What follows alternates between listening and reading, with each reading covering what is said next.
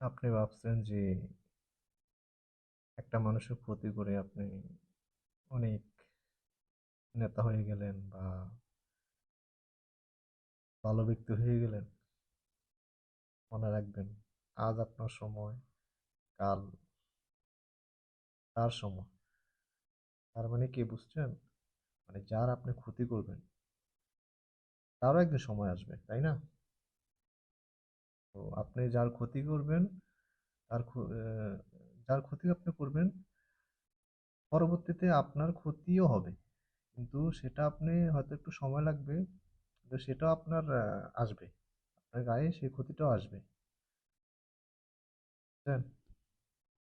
তাই মানুষের ক্ষতি না করে মানুষকে ভালোবাসুন, সম্মান করুন। সম্মান করতে করতে একদিন দেখবেন নিজে ভালোবাসা পেয়ে যাবেন। এমন ভালোবাসা পাবেন মানে কখনো কল্পনা করতে পারবেন না যে এরকম ভালোবাসা আপনি পেয়েছেন। ভালো মানুষ, মানুষকে সম্মান করা, ঠিক আছে, নিজের ভুলগুলা নিজে শুধরিয়ে নেওয়া, মানুষকে আল্লাহ পছন্দ করে। এক্ষেত্রে মানুষকে সম্মান দেন, মানুষের ক্ষতি না করে মানুষকে ভালো দিক জিজ্ঞাসা সবকিছু দেখান।